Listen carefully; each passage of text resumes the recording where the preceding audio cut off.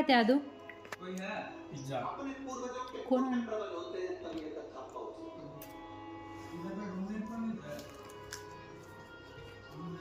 चोर हा बाबांना विचारलं का खायचं का म्हणून पिझ्झा पिझ्झा पिझ्झा छान आहे का आवडला का यम्मी आहे बाबांना म्हण ना छान आहे बाबाने थँक्यू म्हटली का थँक्यू म्हण की बाबाने पिझ्झा आणला मग थँक्यू म्हटली का हा